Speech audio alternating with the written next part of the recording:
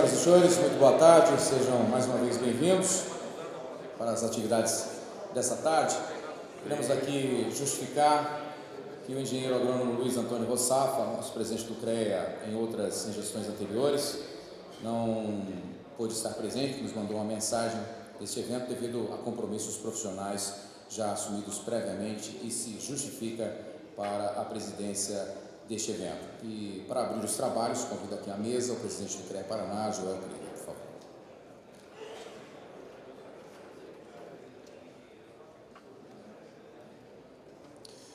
Boa tarde a todos os nossos congressistas. Vamos para a nossa parte da tarde, da nossa jornada de trabalho. E antes de nós passarmos a organização dos grupos de trabalho e as diretrizes de encaminhamento, nós sabemos que muitos dos congressistas vão chegar já direto para os grupos, que já estão na realidade organizados, divididos os grupos, agora são mais as diretrizes. Eu gostaria de registrar a presença do nosso presidente do Conselho Federal de Engenharia e Agronomia, do presidente Tadeu, que está aqui à frente, e convidá-lo para que ele possa fazer a sua manifestação neste plenário, presidente Tadeu. Pena que neste horário nós não estamos como ontem à noite nós estávamos com um plenário totalmente lotado aqui, presidente Tadeu. Mas agora, em função do início dos trabalhos da tarde, a gente sabe que ele vai sendo preenchido aí na sequência até as 14 horas. Mas gostaríamos de convidá-lo, então, presidente Tadeu, para fazer uso da palavra e se manifestar aqui aos nossos congressistas. Por favor, presidente Tadeu.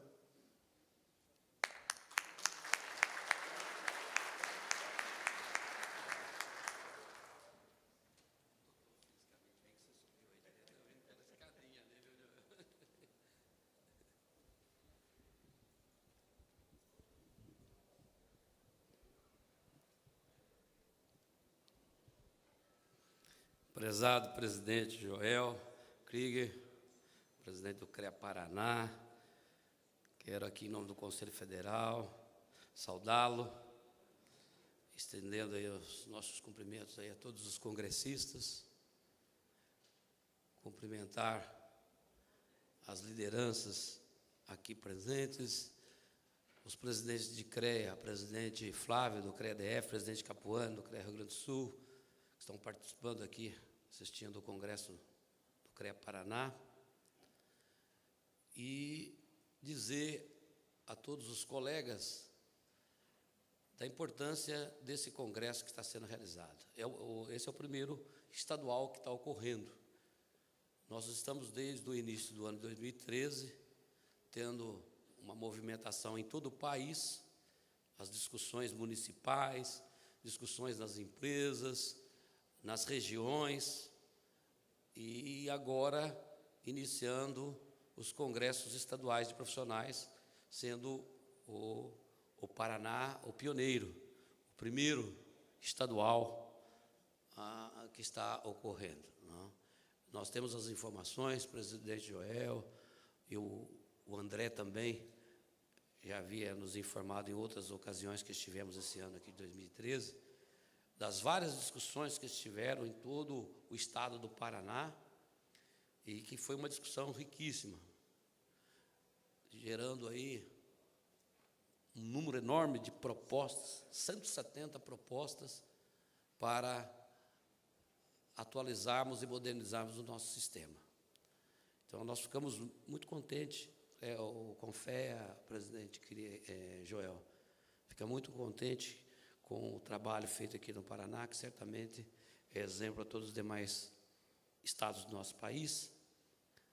E estamos aí nessa peregrinação, andando o Brasil todo. Eu gostaria de estar aqui, disse ao presidente Joel, chegando aqui no sábado, no domingo, mas não foi possível, porque a agenda vai ficando apertada, e tem discussão em todo o território, e o Brasil é muito grande, e os CREAs fazem questão que o presidente do CONFEA esteja, e o presidente do CONFEA é um só. Para estar nos 27 estados, a gente tem que fazer aí um malabarismo danado para conseguir. Mas eu havia dito ao presidente Joel que estaria aqui, e houve uns problemas de voo, voos cancelados, Ainda hoje tentei chegar ao meu voo, tinha um voo previsto para chegar às 8 da manhã, não conseguiu, o voo foi cancelado e consegui ser encaixado aí numa outra aeronave, que na primeira tentativa nem desceu, teve que ir lá pelo lado da Argentina, na segunda, então pensei que ainda ia voltar sem participar aqui do evento, mas conseguimos descer, estamos aqui para saudá-los, cumprimentar os nossos congressistas, cumprimentar o CREA Paraná e fazer aqui uma reflexão, junto com todos os colegas, agora que já estamos todos almoçados, tranquilos, né? Chamar a atenção para alguns aspectos que vocês já detectaram ao longo dessas discussões regionais que já ocorreram. Tenho certeza que o que eu vou dizer aqui já deve ter sido contemplado em muitas dessas 170 propostas. Mas tem certas questões que é importante a gente reforçar para que a gente possa chegar lá em Gramado, no CNP e na SOIA, bem convictos e sabendo realmente o que o sistema está passando no momento e, principalmente, as ameaças que temos detectados no nosso país com relação aos conselhos de profissões. Nós temos em Brasília um conselhão, que nós chamamos, que participam lá os 28 conselhos federais de todas as profissões. Nós sabemos que o nosso país tem quase 4.000 trabalho, ofício ou profissão, e que é livre o exercício a todo brasileiro, né? Todos nós brasileiros e brasileiras temos o direito de exercer livremente qualquer trabalho, ofício ou profissão. Porém, existem aquelas profissões que existem qualificações profissionais estabelecidas em lei, no termo que está na nossa Carta Magna. E essas qualificações profissionais estabelecidas em lei, que gerou a necessidade de que 28 profissões tivesse um conselho de fiscalização e de habilitação para o exercício profissional, que é o caso nosso na Engenharia da Agronomia, o CONFEA. Nessas discussões que nós temos tido lá a oportunidade de conversar com os nossos pares de outras profissões, eles também chegam à mesma conclusão com relação ao que está ocorrendo nessa globalização, né, do planeta e, consequentemente, das atividades dos empreendimentos.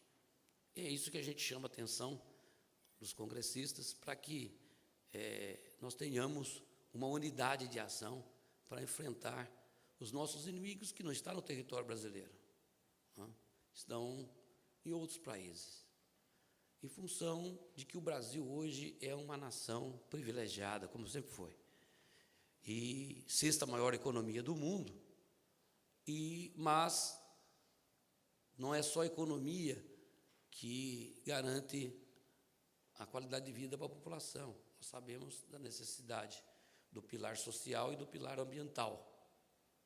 E essa questão do social e do ambiental, para formar a tríade, né, econômico, social e sustentabilidade ambiental, passa, indiscutivelmente, por aquelas pessoas, por aquelas seres que detêm conhecimento da ciência, tecnologia e inovação.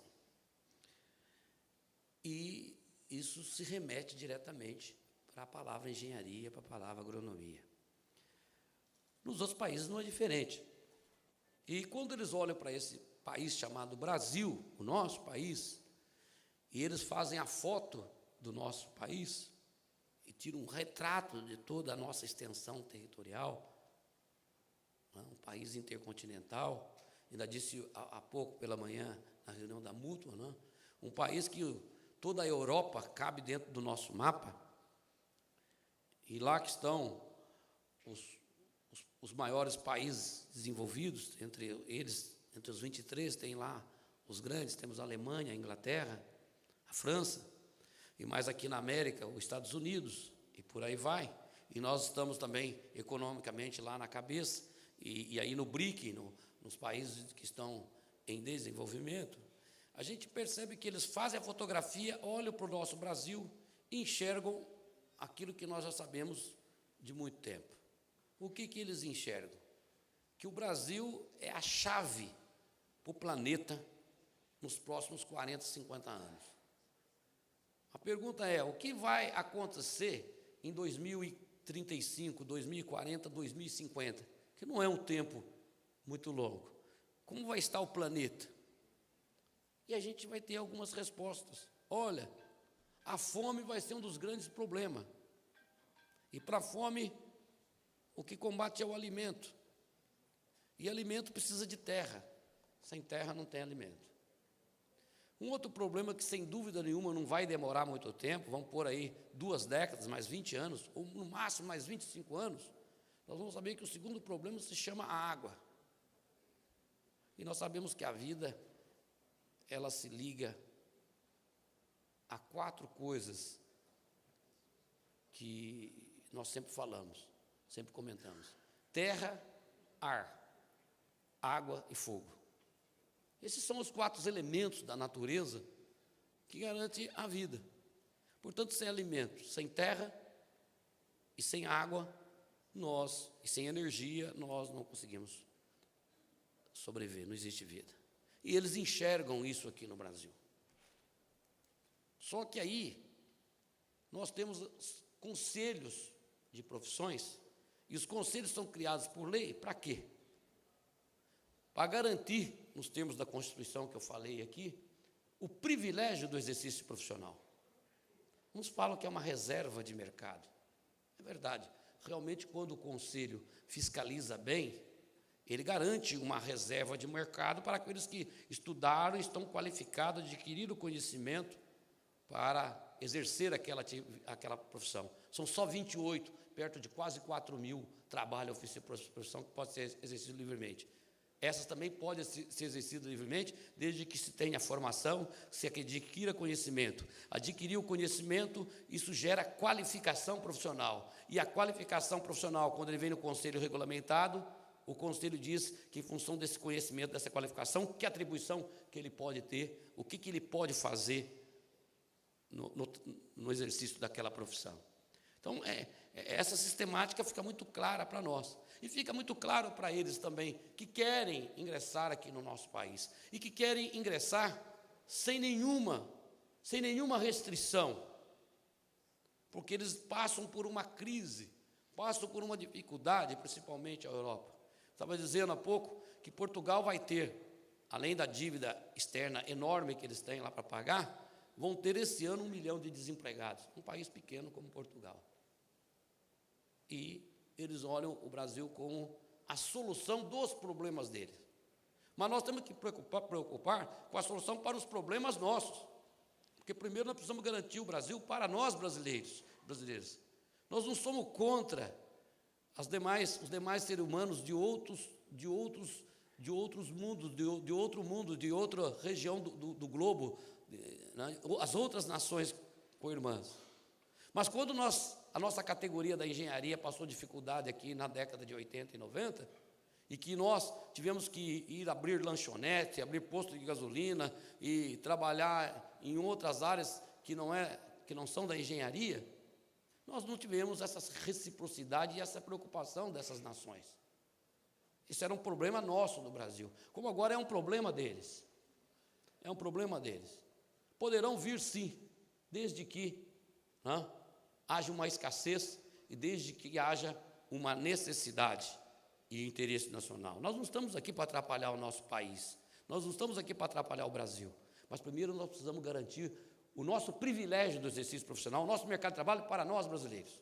Recentemente, em entrevista para o jornal Estado de São Paulo e outros da mídia aí que corre todo o nosso Brasil, a pergunta foi incisiva para esse presidente do CONF, se havia falta de profissional da engenharia.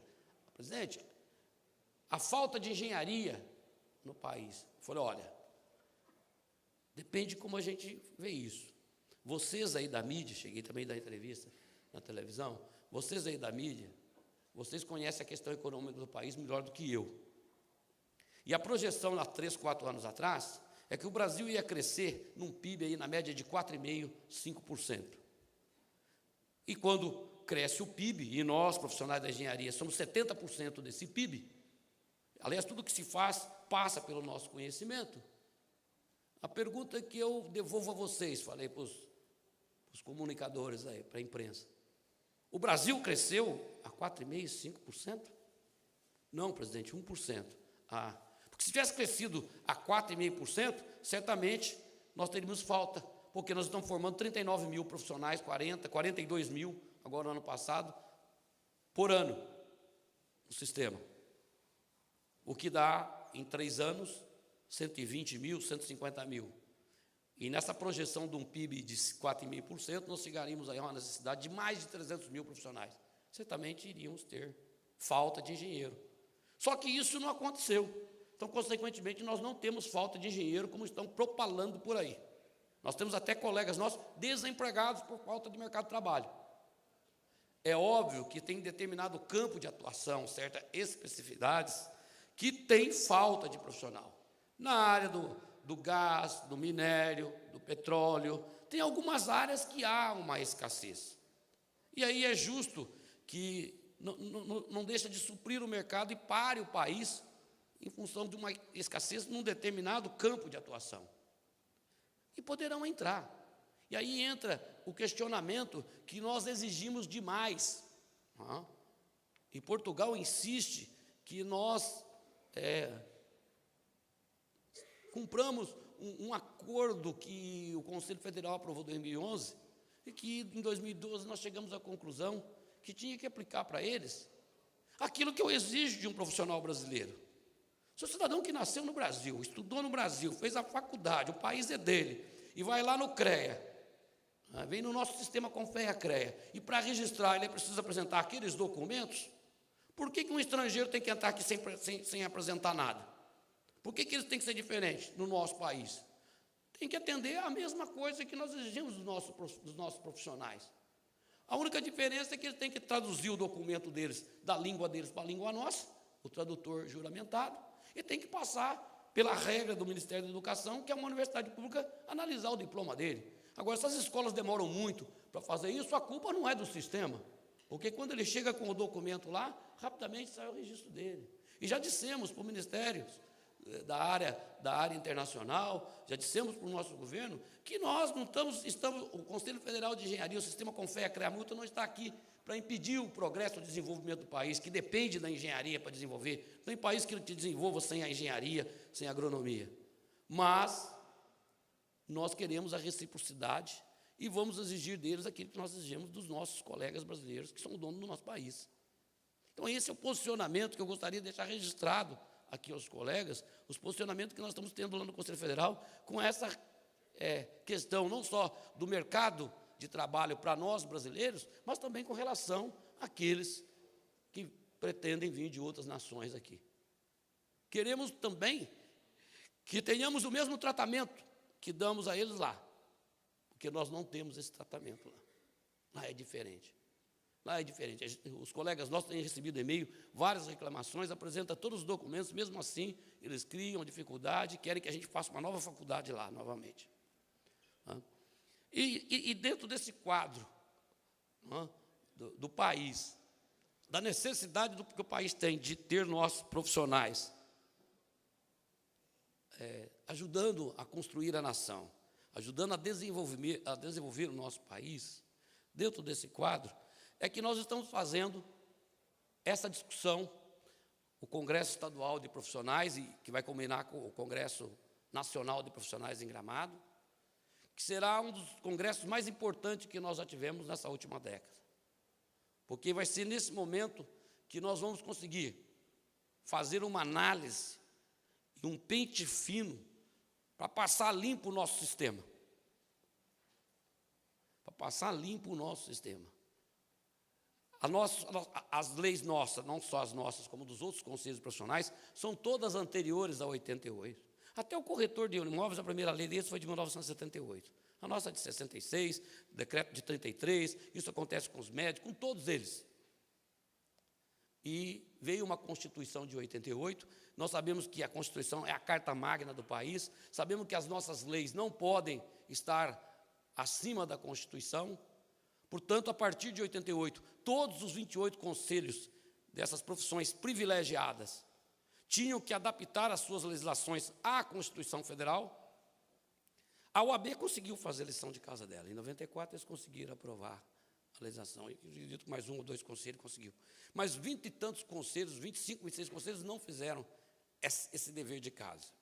E no nosso sistema Confea-CREA, embora nós tenhamos implantado desde 93 os congressos nacionais de profissionais, e num determinado momento até tornado ele deliberativo, mas não adianta ele ser deliberativo, porque nós não temos o poder de alterar lei. Aquilo que é dentro do sistema que pode ser feito por resolução, fazemos por resolução. Está escrito na 5194 que nós podemos fazer. Mas tem certas questões que tem que ser lá no Congresso Nacional, tem que ser lá no Senado Federal, na Câmara Federal.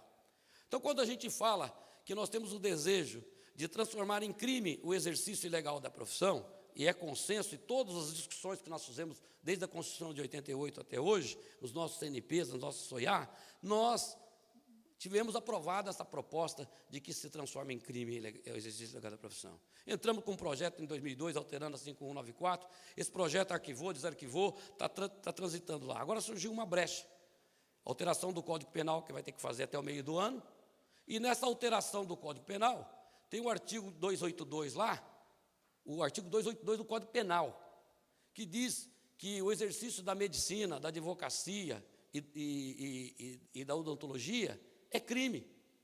E nós conseguimos lá com o deputado Coutinho colocar uma emenda lá, no sentido que fique a medicina, a odontologia, a advocacia, a engenharia, a arquitetura, a agronomia, seja crime. E pode ser que a gente rapidamente tenhamos aí sucesso. Estou dando só um exemplo, não vou citar todos os demais, até porque o presidente Joel já olhou para mim, olha, rapidinho aí que o seu tempo está estourando. Mas a gente poderia citar vários deles e nós vamos levar isso no CNP. Quer dizer, por que tem mais de uma centena de leis no Congresso Nacional tentando alterar a nossa 5.194?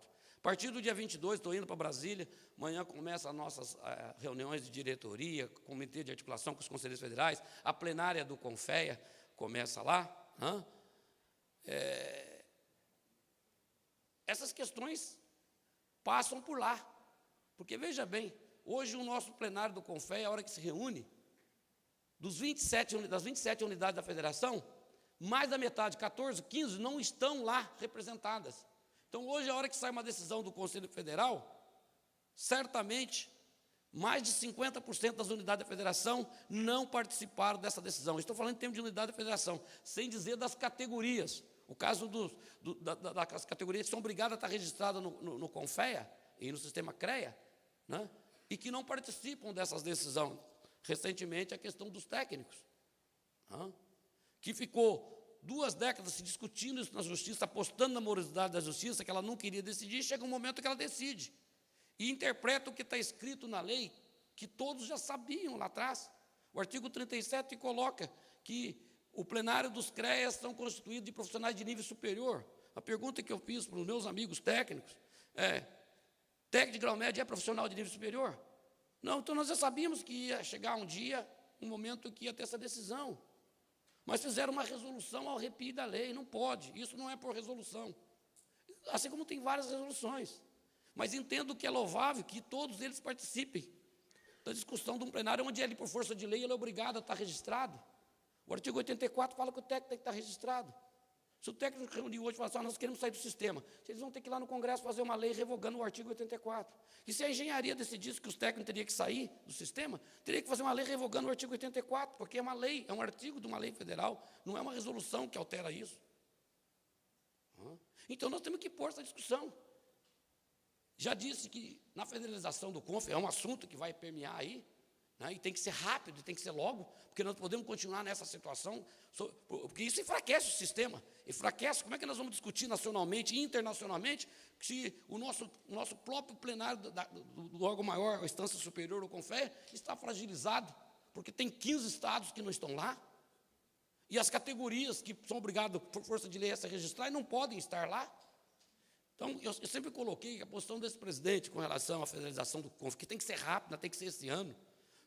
Eu fico, vamos falar, é 54, presidente, tem 81, é 27. Eu tenho dito o seguinte: o projeto tem que garantir pelo menos um representante. Todos os estados têm que estar, todas as unidades de federação têm que estar lá participando. Se tiver uma lei de federalização que garanta que toda a unidade da federação, ou outras que poderão surgir, de repente pode um estado aí dividir, hoje tem 27, amanhã tem 28 estados, 29, não vão ter que fazer uma lei para dizer que aquele estado que surgiu novo tem que ter, já tem que estar lá, por cada unidade de federação, é 1, é 2, é 3, é 10, sei lá, tem que ter. Mas tem que ser um projeto que garanta a representação de todos os profissionais, de todos os estados. E, por outro lado, essa lei também tem que abrir a possibilidade de todos aqueles que, por força da lei, são obrigados a registrar no nosso sistema, tenham a condição de participar dos focos de decisão, seja no regional ou seja no federal. Esse é o ponto de vista particular desse presidente. Mas, lógico que isso, presidente Joel, vai para a discussão. É para isso que nós temos o CNP, para isso que nós temos os congressos estaduais, é para isso que nós temos a SOIAR, para discutir os nossos marcos regulatórios, para que seja um sistema que contemple todos os profissionais registrados, para que contemple todos os territórios, os estados do nosso país. Aí sim, nós vamos construir um sistema forte e atualizar a nossa legislação, que está em descompasso com a Constituição e com o século XXI, com 2013. Se nós conseguirmos, nesse Congresso, fazermos a discussão de forma democrática, transparente, contemplando alguns desses aspectos aqui, que eu estou colocando, e já repito, eu não sou o dono da verdade. O dono da verdade são os senhores, as senhoras, profissionais, lideranças do sistema, que estão dentro desse fórum aqui, para discutir essas questões que nos afligem. O que eu posso dizer com toda segurança, que nós temos que marchar unidos, todo o Brasil, 1 milhão de profissionais, os 27 conselhos regionais, todos os conselheiros regionais, os inspetores, os presidentes de entidade de classe, o Conselho Federal, nós temos que somar esforços e caminharmos unidos para criar uma grande força representativa e significativa, com qualidade desse número que nós temos, mais de 1 milhão de profissionais registrados e um sistema pujante, só que nós estamos enfraquecidos. Mas se nós unirmos, partirmos unidos para esse processo, nós vamos conseguir, primeiro, ajudar o nosso país, que ele está precisando muito de nós. Por outro lado, vamos combater essas forças ocultas e até forças internacionais que vêm tramando no sentido de que pulverize o nosso sistema. Para eles, o ideal, o CAL foi apenas um elemento, com 100 mil arquitetos. Quizá se esse 1 milhão de profissionais fossem 10 conselhos, ou 11 ou 12 conselhos de 80 mil, a comunidade internacional iria agradecer muito, porque com 70, 80, 100 mil, presidente Joel, nós não vamos conseguir fiscalizar cada centímetro quadrado desse território nacional. Não vamos. E isso vai facilitar. Eles querem entrar aqui, sabem da importância do Brasil, como eu já disse, mas não querem se submeter à questão de um conselho que trabalha para o privilégio do exercício profissional. O caso de Cuba está aí o grande exemplo. Foram 6 mil médicos. E nós somos solidários ao Conselho de Medicina. Não vamos adotar a mesma postura na hora de bater com o governo, porque eles tomaram essa postura meio radical, por isso também sofreram esse embate. O governo quis mostrar para eles que com o decreto põe quantos quiserem aqui, sem precisar de conselho de profissão.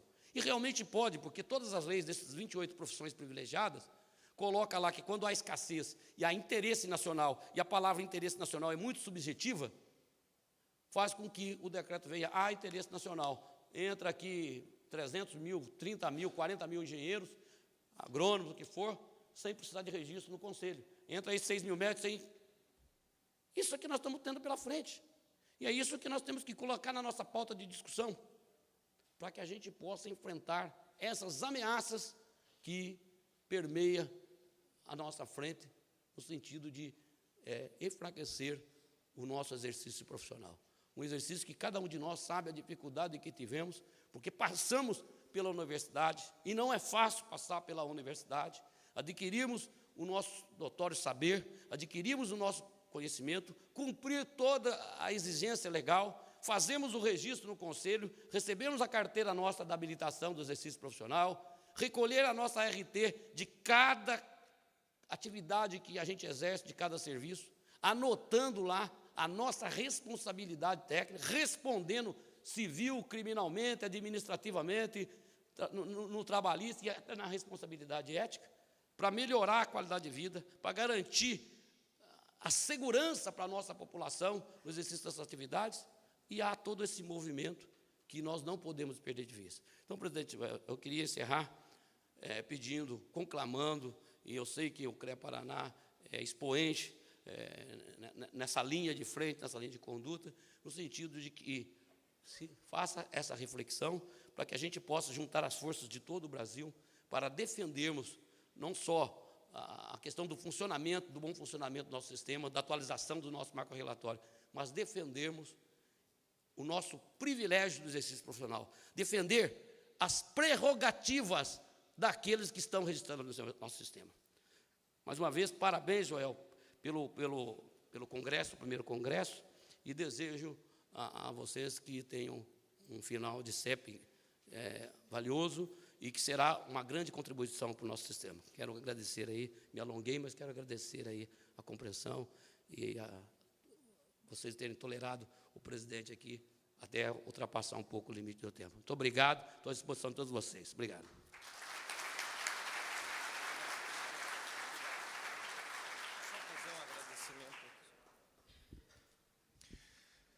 Agradecemos a manifestação do nosso presidente do CONFEA, do presidente Tadeu, palavras que estão bem alinhadas com a discussão, com a temática do nosso congresso e do Congresso Nacional de Profissionais.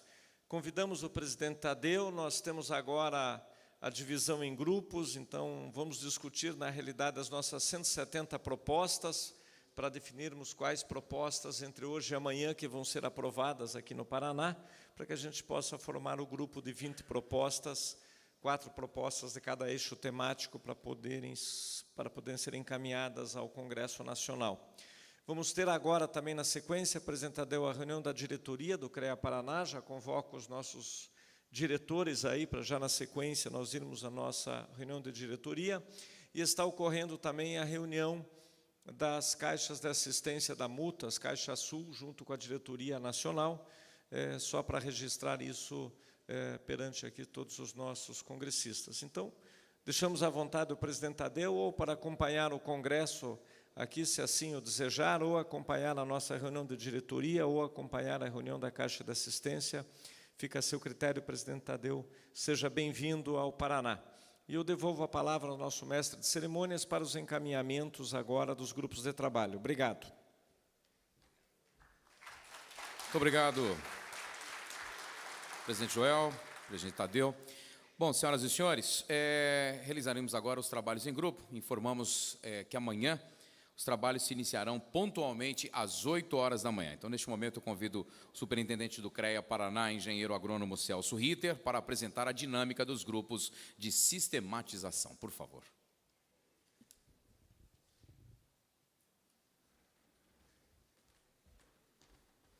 Boa tarde a todos, a todas.